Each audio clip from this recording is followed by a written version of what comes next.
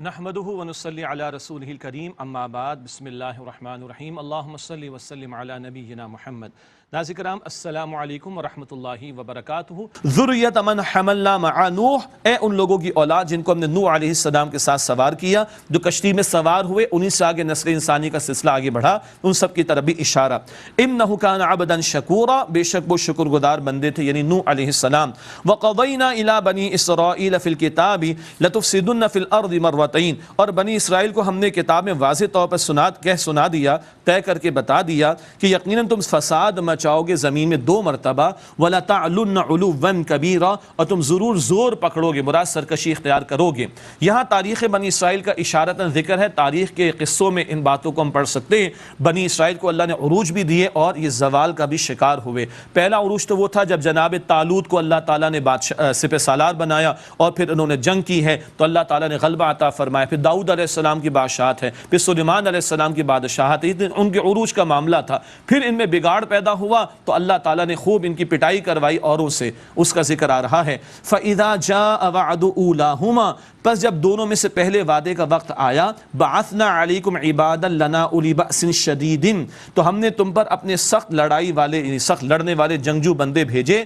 فَجَاسُوا خِلَالَ الدِّيَارِ، وہ شہروں کے اندر گھس کر پھیل گئے۔ وَكَانَ وَعْدًا مَفْعُولًا، اور یہ ایک وعدہ تھا پورا ہو کر رہنے والا۔ تاریخی اعتبار سے ذکر ہے کہ یہ 587 قبل مسیح 587 بیفور کرسچن ایرا کا دور ہے کہ جب بخت نصر یہ بابل یعنی عراق سے وہ آیا ہے اور بہت اس نے تباہی مچائی ہے، ان بنی یہود کو کثرت کے ساتھ اس نے قتل کیا ہے اور بہت سو کو وہ گرفتار کر کے بھی لے گیا۔ ثم رددنا لکم الکرۃ علیہم، پھر ہم نے ان پر تمہاری باری کو پھیر دیا، پھر اللہ تعالیٰ نے ان کو عروج عطا کیا۔ وامددناکم باموال وبنین، اور ہم نے مالوں سے اور بیٹوں سے تمہیں مدد عطا کی۔ وجعلناکم اکثر نفیرا، اور ہم نے تمہیں بڑا جتھا یعنی لشکر بھی عطا کیا۔ یہ رائے ایک ہے کہ یہ کیخورس بادشاہ جن کے بارے میں رائے ہے کہ ذوالقرنین جن کا ذکر سورہ کہف میں آتا ہے، ان کے ذریعے 458 قبل مسیح کا دور ہے، 458 بلکہ 539 قبل مسیح کا دور ہے۔ 458 قبل مسیح میں تو عزیر علیہ السلام کا بھی معاملہ رہا۔ تو کیخورس بادشاہ جن کو ذوالقرنین بھی تاریخی اعتبار سے کہا گیا، یا ذوالقرنین جن کا ذکر ہے، ان کے بارے میں رائے کہ کیخورس بادشاہ اور 539 قبل مسیح 539 بیفور کرسچن ایرا، اس عہد میں اللہ تعالیٰ نے بنی اسرائیل کو عروج عطا کیا۔ البتہ تفصیلات تاریخی اعتبار سے آپ پڑھ سکتے ہیں اور تفاسیر میں بھی کچھ ذکر آپ کو انشاءاللہ ملے گا۔ یہ پھر ان کو عروج ملا ہے، بعد میں اور ان کو اللہ تعالیٰ نے عطا فرمائے معاملات۔ 458 قبل مسیح عزیر علیہ السلام کا کم و بیش دور بتایا گیا۔ ان احسنتم احسنتم لانفسکم، فرمائے کہ اگر تم نے بھلائی کی تو اپنے ہی بھلے کے لیے، وان اسأتم فلہا، اور اگر تم نے برائی کی روش اختیار کی تو اپنی ہی جانوں کا نقصان ہوگا، تمہارا ہی نقصان ہوگا۔ اس عروج کے بعد پھر ان کے اندر بگاڑ پیدا ہوا، اور جب پھر بگاڑ پیدا ہوا تو پھر اللہ تعالیٰ نے ان پر لوگوں کو مسلط کیا اور ان کے اوپر عذاب کی کیفیت مسلط کی۔ فرمایا فَإِذَا جَاءَ وَعْدُ الْآخِرَةِ لِيَسُوءُوا وُجُوهَكُمْ، اور جب دوسرے وعدے کا وقت آیا کہ وہ دشمن، وہ بندے دوبارہ آئیں، جنگجو قسم کے لوگ آئیں، وہ تمہارے چہرے بگاڑ دیں۔ وَلْيَدْخُلُوا الْمَسْجِدَ كَمَا دَخَلُوهُ، اور وہ مسجد میں داخل ہو جائیں، تو وہ جو ہیکل سلیمانی وغیرہ کا معاملہ جیسے وہ پہلی بار اس میں داخل ہوئے تھے۔ وَلْيُتَبِّرُوا مَا عَلَوْا تَتْبِيرًا، اور یہ کہ جہاں وہ غلبہ پائیں پوری طرح برباد کر ڈالیں۔ اس کے بارے میں رائے کہ 70 عیسوی کی بات ہے، عیسیٰ علیہ السلام کے 70 برس کے بعد، اور ٹائٹس نامی بادشاہ آیا تھا روم سے، اور اس نے کثرت سے ان لوگوں کو قتل کیا اور ان کی تباہی مچا ڈالی، اور ان کا ہیکل اس وقت سے گرا پڑا ہے۔ یہ 2 زوال بنی اسرائیل کے بھی یہاں پر بیان ہوئے، ایک بخت نصر کے ہاتھوں اور ایک ٹائٹس رومی کے ہاتھوں۔ ہمارے استاد ڈاکٹر اسرار احمد صاحب رحمۃ اللہ علیہ نے بھی اور بہت سے اہل علم نے بھی بنی اسرائیل کی تاریخ کی طرح امت مسلمہ کی تاریخ بھی بیان کی ہے۔ ہم پر بھی زوال آیا ایک مرتبہ تاداریوں کے ہاتھوں، جو ہماری جو ہے درگت بنائی گئی، معاف کیجیے گا، اور ایک مرتبہ پھر یورپی اقوام کے ہاتھوں، 1 صدی پہلے کی بات ہے، جس طرح ہم پر ظلم و ستم کا معاملہ ہوا۔ تو اب بنی اسرائیل کی تاریخ سے ہمیں بھی سمجھنے کو بہت کچھ ملتا ہے، جیسے کہ سورۃ البقرہ میں اشارتاً کلام آیا۔ اب حضور کا دور ہے صلی اللہ علیہ وسلم، اور بنی اسرائیل میں سے یہود یہاں پر خاص طور پر آباد ہیں، ان کو پھر توجہ دلائی جا رہی ہے۔ اگر رحمت چاہتے ہو اور عروج پھر چاہتے ہو تو آؤ قرآن سے جڑو۔ فرمایا گیا عسى ربكم ان يرحمكم، امید ہے کہ تمہارا رب تم پر رحم فرمائے، وَإِنْ عُدْتُمْ عُدْنَا، اور اگر تم پھر وہی کرو گے تو ہم بھی وہی کریں گے۔ اللہ اکبر، موقع ہے، آخری پیغمبر آ چکے صلی اللہ علیہ وسلم، ان کی رسالت پر ایمان لے آؤ، سرکشی چھوڑ دو، اللہ رحمت کا مستحق تم رحمت کے مستحق بن جاؤ گے، اور اگر ویسے ہی کرو گے تو پھر ویسے ہی ہوگا، دوبارہ عذاب تم پر مسلط ہوگا۔ وَجَعَلْنَا جَهَنَّمَ لِلْكَافِرِينَ حَصِيرًا، اور ہم نے جہنم کافروں کے لیے بطور قید خانہ تیار کر رکھی ہے۔ اللہم اجرنا من النار، اے اللہ ہم سب کو آگ کے عذاب سے محفوظ فرما۔ ان ھذا القرآن یہدی للتی ہی اقوم، بے شک یہ قرآن اس راستے کی رہنمائی کرتا ہے جو بالکل سیدھا ہے۔ یہ قرآن آ گیا، صاحب قرآن آ گئے صلی اللہ علیہ وسلم، آخری کلام اللہ کا لے کر آ گئے، اب اسے مانو، اللہ کی رحمت کے مستحق بن جاؤ گے۔ تو یہ بالکل سیدھے راستے کی رہنمائی کرتا ہے قرآن۔ ویبشر المؤمنین الذین یعملون الصالحات، اور ان ایمان والوں کو بشارت دیتا ہے جو اچھے اعمال کرتے ہیں، ان لہم اجرا کبیرا، کہ بے شک ان کے لیے بڑا اجر ہے۔ اللہ اکبر، آج قرآن ہمارے پاس ہے، آج ہمارے بھی زوال کی وجہ کیا مانے کہ آج ہم ذلت اور رسوائی کا شکار ہیں۔ 57 ممالک ہمارے پاس موجود ہیں، کتنی دولت اللہ تعالیٰ نے عربوں کو دے رکھی ہے، کوئی ایک خطہ زمین ہے جہاں دنیا کے سامنے ہم بتا سکے آؤ دیکھو یہ قرآن حکیم کا نظام ہے؟ نتھنگ، یہ ایک not just a single country in the world، ایک ملک ہم نہیں دکھا سکتے۔ یہ جرم ہے آج ہمارا، معاف کیجئے گا۔ اللہ کے پیغمبر نے فرمایا تھا صلی اللہ علیہ وسلم، اللہ قرآن کی بدولت عروج دے گا، قرآن کو ترک کر دینے کی وجہ سے ذلیل و رسوا کر دے گا۔ اگر اللہ بنی اسرائیل کو کہہ رہے کہ عروج چاہتے ہو تو قرآن کو تھامنا، تو ہم تو اول درجے میں مخاطب ہے اس کے، ہم تو قرآن کے ماننے والے ہیں۔ اگر آج ہم دنیا میں عروج چاہتے ہیں تو قرآن کو ماننا ہوگا، قرآن کو تھامنا ہوگا، قرآن پر عمل کرنا ہوگا، قرآن کے احکام کا نفاذ کرنا ہوگا، تب اللہ عروج دے گا۔ اس کے برعکس، یہ تو بشارت تو ہے ایمان والوں کے لیے، اس کے برعکس وَأَنَّ الَّذِينَ لَا يُؤْمِنُونَ بِالْآخِرَةِ، اور وہ لوگ جو آخرت پر ایمان نہیں لاتے، اعتدنا لهم عذابا علیما، ان کے لیے دردناک عذاب تیار ہے۔ یہ قرآن بشارت بھی دیتا ہے اور انذار بھی کرتا ہے، ڈراتا بھی ہے۔ نزول قرآن کا مبارک مہینہ، مبارک رات ماہ رمضان کی، اسی میں اللہ نے ملک پاکستان بھی عطا کیا۔ میں تو دل سے عرض کرتا ہوں کہ اللہ ہمیں توفیق دے، ہمارے حکمرانوں کو توفیق دے، ہمارے ذمہ داروں کو توفیق دے کہ ہم قرآن کے احکامات کے نفاذ کرنے والے بنیں، نہ کہ ان کی خلاف ورزی کرنے والے بنیں۔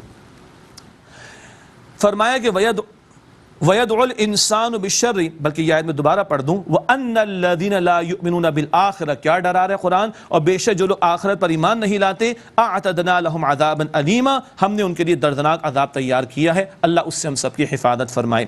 وَيَدْعُ الْإِنسَانُ بِالشَّرِّ دُعَاءَهُ بِالْخَيْرِ، اور انسان برائی کی دعا کر بیٹھتا ہے جیسے وہ بھلائی کی دعا کرتا ہے۔ وَكَانَ الْإِنسَانُ عَجُولًا، اور انسان بڑا جلد باز ہے۔ ایک طرف وہ مشرکین کا بھی تھے، لاؤ نا عذاب لا کے دکھا دو، عذاب لا کے دکھا دو، یہ جلد بازی کر رہے ہیں۔ تو انسان خیر کی جس طرح دعا کرتا ہے، کبھی جلد بازی میں شر کی دعا کر جاتا ہے، اگر پوری ہو جائے تو پھر مصیبت آ جائے گی۔ اس کے ذیل میں پہلے بھی ذکر آ گیا، اولاد کو بد دعائیں لوگ دے دیتے ہیں، اپنے سب آرڈینیٹس کو بد دعائیں دے دیتے ہیں، نہیں کرنا چاہیے، یہ جلد بازی کا معاملہ اللہ تعالیٰ نے منع فرمایا۔ وَجَعَلْنَا اللَّيْلَ وَالنَّهَارَ آیَتَيْنِ فَمَحَوْنَا آیَةَ اللَّيْلِ وَجَعَلْنَا آیَةَ النَّهَارِ مُبْصِرَةً، اور ہم نے رات اور دن کی دو نشانیاں بنائیں، پھر ہم نے رات کی نشانی کو ماند کر دیا اور ہم نے دن کی نشانی کو روشن بنایا، لِتَبْتَغُوا فَضْلًا مِّن رَبِّكُمْ، تاکہ تم اپنے رب کے فضل میں سے یعنی روزی تلاش کرو، وَلِتَعْلَمُوا عَدَدَ السِّنِينَ وَالْحِسَابَ، اور تاکہ برسوں کی گنتی اور حساب معلوم کر لو۔ یہ دن رات میں بھی اختلاف تو نظر آتا ہے نا، تو لوگوں کو اللہ نے اختیار دیا ہے، کوئی خیر کی طرف جاتا ہے، کوئی شر کی طرف جاتا ہے۔ بہرحال یہ اختلاف تو اللہ نے کائنات میں بھی رکھا ہے، اور اللہ تعالیٰ جبراً کسی کو جو ہے وہ ہدایت نہیں دیتا۔ یہ موضوعات کئی مرتبہ پہلے آ چکے، اختلافات میں بھی حکمت ہوا کرتی ہے۔ تو رات دن کی اپنی اپنی تاثیر ہے، اور فرمایا اپنے رب کے فضل میں سے تلاش کرو۔ جہاں جہاں روزی کا ذکر آتا اللہ فرماتا ہے فضل، کوئی یہ نہ سمجھے میری محنت سے مجھے ملا، میری عقل سے مجھے ملا، نہ اللہ کے فضل سے ملا، بشرطے کہ حلال ہو۔ حرام کا لقمہ اللہ کا فضل نہیں، حرام کا مال اللہ کا فضل نہیں، حلال ہے تو وہ اللہ کا فضل ہے۔ اور دن رات کا ایک اور نظام، اس کا کیا پہلو بتایا، فرمایا کہ وَلِتَعْلَمُوا عَدَدَ السِّنِينَ وَالْحِسَابَ، اور تاکہ برسوں کی گنتی اور حساب کتاب معلوم کر لو۔ وَكُلَّ شَيْءٍ فَصَّلْنَاهُ تَفْصِيلًا، اور ہر شے کو ہم نے تفصیل کے ساتھ بیان کر دیا ہے۔ وَكُلَّ إِنسَانٍ أَلْزَمْنَاهُ طَائِرَهُ فِي عُنُقِهِ، اور ہم نے ہر انسان کی قسمت اس کی گردن میں لٹکا دی ہے، جو کچھ اس کے معاملات اس کی گردن میں لٹکے ہوئے ہیں۔ آج تو مائکرو چپ اور مائکرو کی بھی مائکرو چپ اب بننا شروع ہو گئی ہے، سب کچھ ڈیٹا اس پہ آ جاتا ہے نا. اور 2020 میں کون سی آئی ڈی 2020 کی بات بل گیٹس بھی کر رہا ہے، ساری دنیا دیکھ رہی ہے نا باتوں کو. تو اب تو چپ کا معاملہ سب کو سمجھ میں آتا ہے اللہ تعالیٰ نے کیا کچھ ہمارے اندر رکھا ہوا ہے. اللہ نوز دی بیسٹ. وَكُلَّ إِنسَانٍ أَلْزَمْنَاهُ طَائِرَهُ فِي عُنُقِهِ، اور ہم نے ہر انسان کی قسمت اس کی گردن میں لٹکا دی ہے. وَنُخْرِجُ لَهُ يَوْمَ الْقِيَامَةِ كِتَابًا يَلْقَاهُ مَنشُورًا، اور ہم اس کے لیے نکالیں گے روز قیامت ایک کتاب، وہ اسے کھلا ہوا پائے گا. کیا پتا کیا وہ مائکرو چپ ہے ہمارے اندر سے پیش کر دی جائے اور پوری زندگی کا ڈیٹا سارے کے سارا کتنے ٹیرا بائٹس اللہ ہی بہتر جانے، وہ سارا پیش ہو جائے. اللہ ہم سب کے حساب کو آسان فرمائے. کتابًا یلقاہ منشورا، وہ ایک کتاب ہوگی جسے وہ کھلا ہوا پائے گا. کیا کہا جائے گا؟ اقرأ کتابک، پڑھ لے اپنی کتاب، اپنے نام اعمال کو. کفا بنفسک اليوم علیک حسیبا، آج تو خود اپنے لیے حساب لینے والا کافی ہے. تم اپنا اکاؤنٹ خود ہی چیک کر لو گے، خود ہی اپنی بیلنس شیٹ کو دیکھ لو کہ کیا لے کر آئے ہو. اللہ اکبر. اللہ ہم سب کے حساب کو آسان فرمائے. دیکھیے ایک آدمی نے چوری کی ہے، کسی کو نہیں پتا چلا، چور کو تو پتا ہے نا وہ چور ہے، تو ہم اپنے آپ کو اچھی طرح جانتے ہیں. سبحان اللہ، اللہ اکبر. اللہ کہتے پڑھ لو، تم اپنے حساب کرنے کے لیے خود ہی کافی ہو. صحیح بخاری حدیث نمبر 33. حضرت محمد مصطفیٰ صلی اللہ علیہ وسلم نے فرمایا کہ منافق کی 3 علامتیں ہیں: جب بات کرے تو جھوٹ بولے، جب وعدہ کرے تو اس کی خلاف کرے، جب اس کو امین بنایا جائے تو خیانت کرے. صحیح بخاری حدیث نمبر 36.